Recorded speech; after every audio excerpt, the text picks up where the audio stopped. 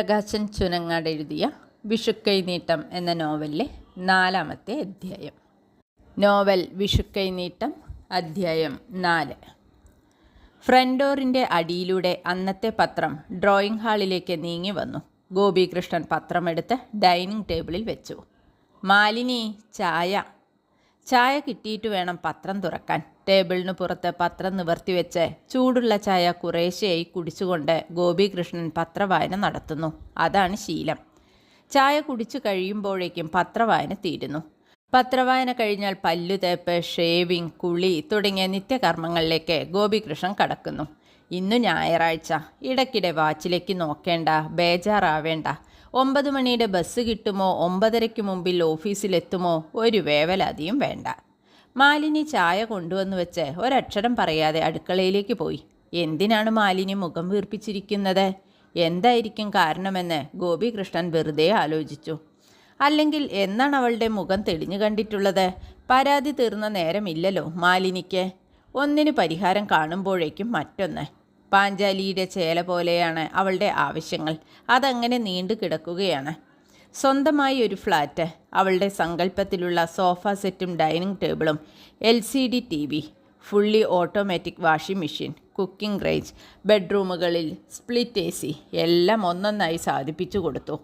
കടം പെരുത്താലും പേൻ പെരുത്താലും പേടിയില്ലെന്ന് പറയാറുള്ളത് എത്ര ശരി. സ്വന്തം ബെൽറ്റ് മുറുക്കിക്കൊണ്ടുവരാൻ ഗോപികൃഷ്ണൻ പഠിച്ചു. അവനവൻ്റെ ബെൽറ്റല്ലേ മുറുക്കാൻ പറ്റൂ. ഇപ്പോഴും നിറവേറ്റാതെ കിടക്കുന്ന ഒരു മോഹമുണ്ട് അവളുടെ ഉള്ളിൽ. മാരുതി 800 കൊടുത്ത് ഹുണ്ടായി ആക്സെൻറ്റോ ഫോർഡ് ഐക്കോണോ വാങ്ങണം. അല്ലെങ്കിൽ മാരുതി സ്വിഫ്റ്റ്. കാറ് വാങ്ങാൻ ലോൺ കിട്ടും. തിരിച്ചടവ് എങ്ങനെ നടക്കും? ഇപ്പോഴുള്ള ബജറ്റിൽ ഒരു വെട്ടിക്കുറയ്ക്കലും പറ്റില്ല. ഇന്ന് വാങ്ങുന്ന ശമ്പളം ഇരട്ടിയാവുകയാണെങ്കിൽ അന്ന് അവളുടെ ആ മോഹവും സാധിപ്പിച്ചു കൊടുക്കാം.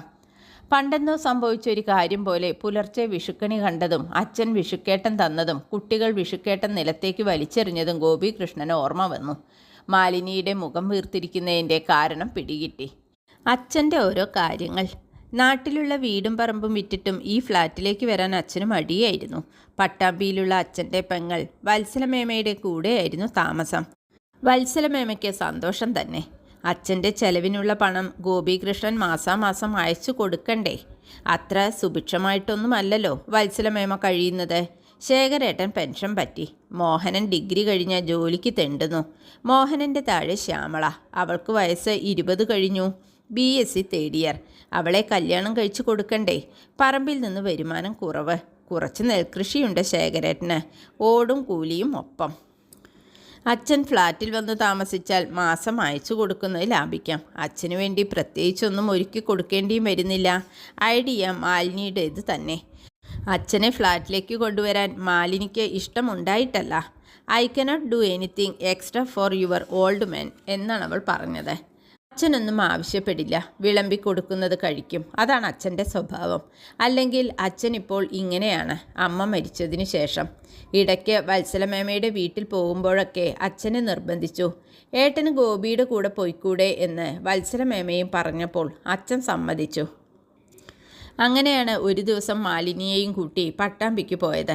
അച്ഛൻ്റെ ജംഗമ സാധനങ്ങളൊക്കെ കാറിൻ്റെ ഡിക്കിയിൽ എടുത്തു വെച്ചു എന്നു പറയാനൊന്നുമില്ല. 2-3 ബെഡ്ഷീറ്റ്, ഒരു കമ്പിളി, പഴയൊരു ഇരുമ്പ് പെട്ടി. ഈ പെട്ടി വേണോ അച്ഛാ എന്ന് പറഞ്ഞു നോക്കി ഗോപികൃഷ്ണൻ. അതുമാത്രം അച്ഛൻ സമ്മതിച്ചില്ല. അച്ഛൻ്റെ ഓർമ്മകളാണ് ഈ പെട്ടിയിൽ അടച്ചു വെച്ചിരിക്കുന്നതെന്ന് ഗോപികൃഷ്ണൻ അറിയാം. Where to keep this rusty box? Malini മുഖം വീർപ്പിച്ചു. ഒരു ബെഡ്റൂം അച്ഛന് കൊടുക്കുന്നുണ്ടല്ലോ, അച്ഛൻ പെട്ടി അവിടെ വെച്ചോളും. പ്രത്യേകം മുറി കൊടുക്കാൻ മാലിനിക്ക് മനസ്സില്ലായിരുന്നു. ഗസ്റ്റ് ആരെങ്കിലും വരുമ്പോൾ എവിടെ അക്കോമഡേറ്റ് ചെയ്യും എന്നാണ് അവളുടെ ചോദ്യം. നാട്ടിലുള്ള വീടും പറമ്പും കൃഷിയും വിറ്റ് ആ പണം കൊണ്ടാണ് ടൗണിൽ ഈ ഫ്ലാറ്റ് വാങ്ങിയത്. ഒന്നും മറക്കരുത് മാലിനി എന്ന് ഗോപികൃഷ്ണന് പറയേണ്ടി വന്നു. ഭാഗ്യം. പിന്നീട് മാലിനി എതിരൊന്നും പറഞ്ഞില്ല. ഗോപികൃഷ്ണൻ ദൈവക്കൂട്ടിലേക്ക് നോക്കി. നിലവിളക്കിൻ്റെ ദീപത്തിന് കണി കാണുന്നേരമുണ്ടായിരുന്ന പ്രകാശമില്ല. തിരി കത്തി തീരാറായിരിക്കുന്നു. നല്ല ദിവസമായിട്ട് കരിന്തിരി കത്തണ്ട. ഗോപികൃഷ്ണൻ ചെന്ന് തിരി താഴ്ത്തി. വിളക്കണഞ്ഞു. കൃഷ്ണൻ്റെ ചുണ്ടിലെ ചിരി മാത്രം മാഞ്ഞിട്ടില്ല. കുളി കഴിഞ്ഞു വന്നപ്പോഴേക്ക് നല്ല വിശപ്പ്. മാലിനി അടുക്കളയിൽ തിരക്കിലാണെന്ന് തോന്നുന്നു. തേങ്ങാ ചട്ടനിയിൽ കടുക് വറുത്തിടുന്ന മണം. ഗോപികൃഷ്ണൻ ഡൈനിങ് ടേബിളിൽ വന്നിരുന്നു. മാലിനി മാലിനി ടേബിളിൽ പ്ലേറ്റുകൾ നിരത്തി. കാസറോളിൽ ദോശ, ബേസിനിൽ ചട്നി, ഫ്രൂട്ട് ബൗളിൽ റോബസ്റ്റ പഴം. കുട്ടികൾ ഉറക്കമുണർന്നിട്ടുണ്ടാവില്ല. 9 മണി കഴിയാതെ അവരെണീക്കില്ല. ഒഴിവ് ദിവസം ആസ്വദിക്കുകയാണ് മക്കൾ. 5 മണിക്ക് വിളിച്ചുണർത്തി അവരുടെ ഉറക്കം മുറിച്ച് കളഞ്ഞില്ലേ ഡാഡി? ആ പിണക്കത്തിന് ഇന്ന് അരമണിക്കൂർ താമസിച്ചുണരാനും മതി. കണ്ണൻ എന്താണ് അവൻ്റെ അച്ഛനോട് പറഞ്ഞത്? പിച്ചക്കാശ്.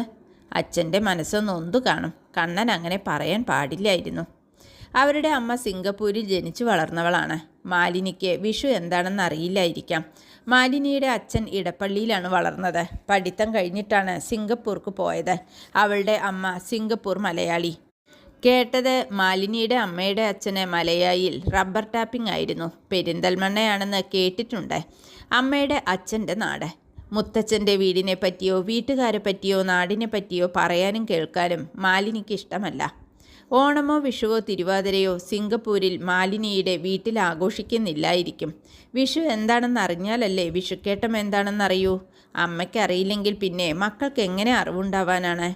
ഓണവും വിഷുവും കൊണ്ടാടിയിരുന്ന ഒരു നാട്ടുംപുറത്തല്ലേ കുട്ടികളുടെ ഈ അച്ഛൻ ജീവിച്ചത്. എന്നിട്ട് എന്തേ കുട്ടികൾ ഇതൊന്നും അറിയാതെ പോയത്? ഒന്നും ഓർക്കരുത്.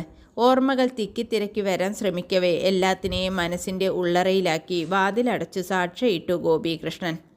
കാസറോളിൻ്റെ മൂടി തുറക്കുമ്പോഴാണ് ഗോപികൃഷ്ണന് അച്ഛനെ ഓർമ്മ വന്നത്. അച്ഛൻ എന്താ എണീറ്റ് വരാത്തത്?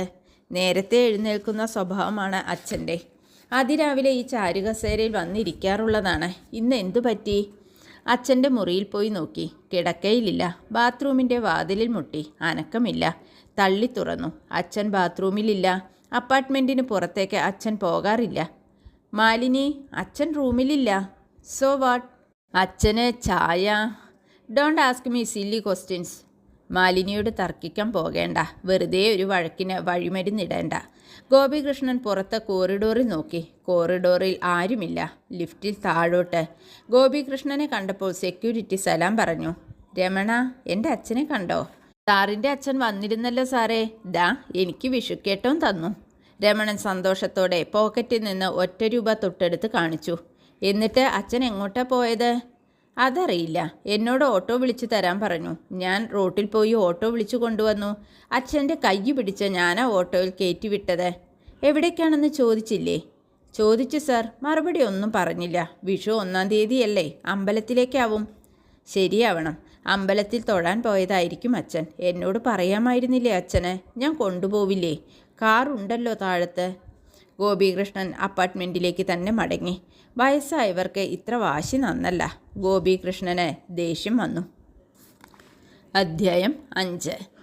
വരയൻ ബനിയനും മുട്ടിന് കീഴേ എത്തുന്ന ട്രൗസറും ഇട്ട് ക്രിക്കറ്റ് ബാറ്റും പിടിച്ചു നിൽക്കുകയാണ് Kannan. Kanna, have your breakfast and go. No mummy, not now. ഈ പാല് കുടിക്ക് പ്ലീസ്. രക്ഷയില്ലെന്ന് തോന്നിയിട്ടാവണം കണ്ണൻ ഗ്ലാസ് വാങ്ങി.